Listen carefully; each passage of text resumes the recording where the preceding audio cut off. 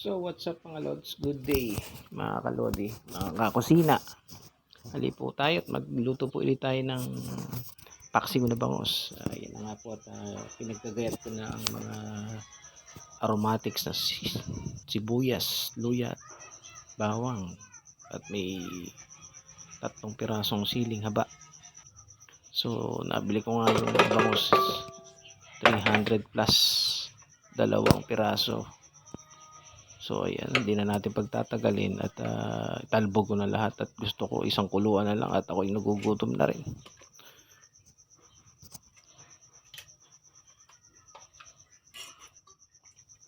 So tuwing nilalagay ko itong isda, nakikita ko yung butas na yung sa kita at parang may naalala ako nakakaiba na hindi mawala sa isipan ko itong butas na ito.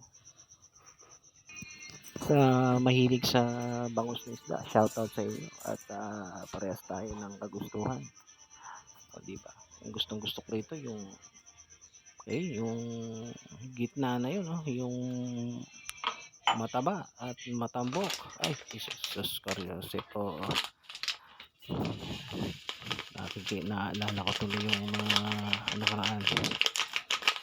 So ayan, pagdagan na nga po natin ng pulbos na paminta at lagyan na rin po natin ng pampaasim na suka. Ayan, dato puti. Sa mga nakakapanood dito at nakaabot ka sa video na to, baka pwede mong i-share itong video ko nang sa ganun malaman ko kung taga-saan ka at kung saan nakarating tong video to. Maaari po ba na ma-share po natin itong video ko? Salamat. So takpan na nga po natin at ito na nga at yun, antulin. Kumukulo na at naamoy ko na yung mga aromatics na nilagay ko. At nakita ko na naman yung nasa gitna na yun,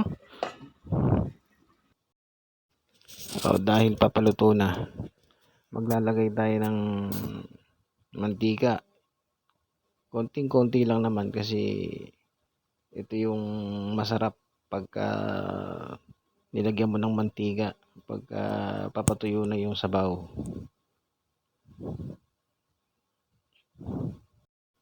Shoutout nga pala kay paring Rani Balot na siyang nagbigay ng damit na suot ko na yan. Shoutout sa iyo. Ayun, ang sarap. Kumukulo. Ang sarap ng gitna. Matambok. Ay, sus ko. Mataba. Nagmamantika. Maraming salamat po sa nanood nitong aking video.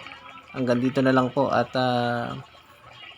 hayaan niyo po at magluluto pa po tayo ng iba't ibang klaseng putahe. Thank you.